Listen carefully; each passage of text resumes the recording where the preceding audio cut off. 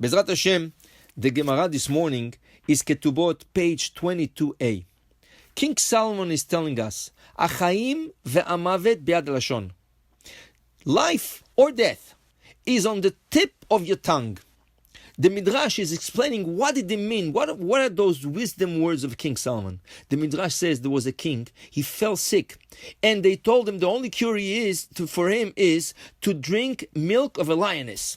The king offered a big reward, and he said, whoever's going to step forward and go bring it, I'm going to give him this reward. But no one wanted to risk his life. Came a poor man and said, I have nothing what to lose. I'll go to the forest. But in order to go to the forest, I need a bag full of meat.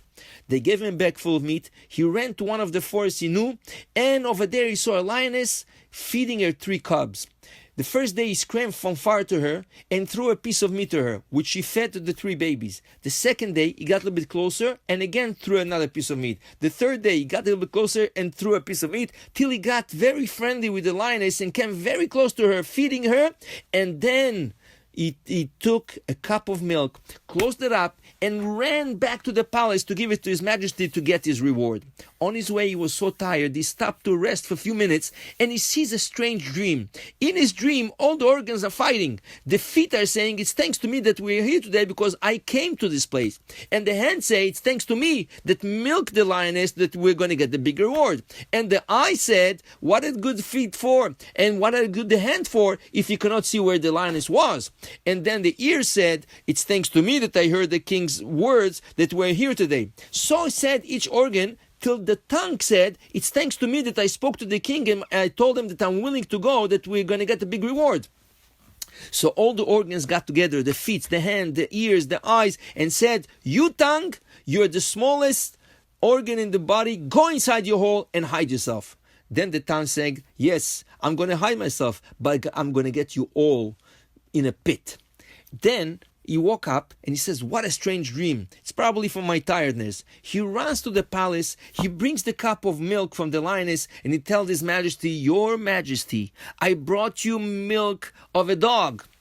The king got so upset and red. He told, hang him. I don't want to see him. Tomorrow morning, 7 a.m. I want this man hung.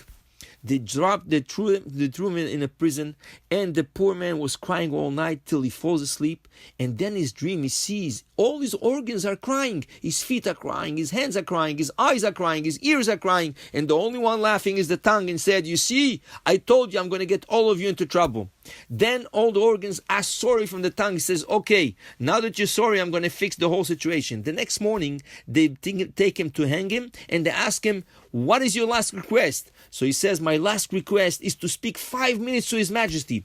They bring him in front of the king, and he says, Your Majesty, I'm so sorry. Last night I was so tired from the tiring trip, but please try the milk, drink it. You're going to see, you're going to cure. The king drinks it, and he cures. So that's what the Midrash tells us. That's what King Solomon meant to say. Achaim, the life, ve'amavet, and death are on the tip of your tongue. And the Gemara this morning is trying to teach us, with your mouth, you can prohibit things or you can permit things. And the Gemara says, Amar Rabbi Ami, minayin, la pesha asar wa pesha yetir. Where do we learn it from the Torah? Here's the next passage in the Torah we learn it from. A man comes and says, I got my daughter to marry somebody. Natati la ish. He didn't tell us who he's married for. We married her to, so therefore this girl is asur, is prohibited to all the world. But then he continues, hazeh, this man. So she's allowed to go and live with this man because he just permitted her to this man. So by saying, I married her, he prohibited it to the whole world, and by saying to him, to this man, he permitted it to him. The Gemara says, the same case can be by a lady saying something, and she can prohibit herself or permit herself, but im natna amatla ledvarea ne'emenet. If she gave a good excuse, she's believed. What is the story? Says the Gemara, give us an example. Ma'aseh bi'isha achat gdola she'ayta gdola benoi. A beautiful girl. And everybody wanted to marry her.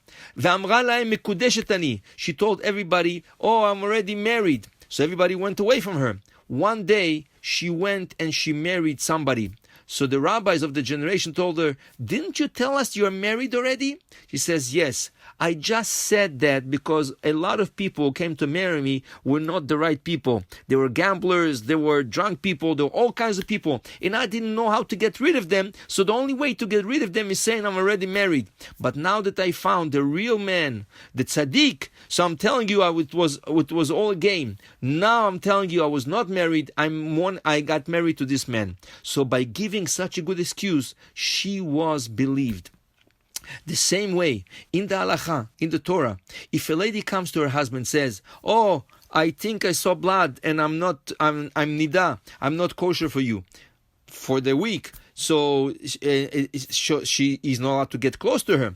But then if she comes and says, oh no, it's a mistake, I thought so, right? Or she gave any other good excuse, then she's believed. The Gemara says it happened to one of the big rabbis in the Talmud, Shmuel. His wife told him, I'm not kosher. And then she came back and says, oh, I'm sorry, I'm kosher. Tana minar baim zimnim. He made her repeat it 40 times. Va'afilo achilo avat Shmuel avada. And still Shmuel was so scared, he made her go to the mikveh a second time. So that's why, if a lady is not sure, did she see blood or not? If a lady is not sure, is a case impure or not pure for her? Or pure or not pure, so in this case she should ask a rabbi and never decide by saying I'm not pure.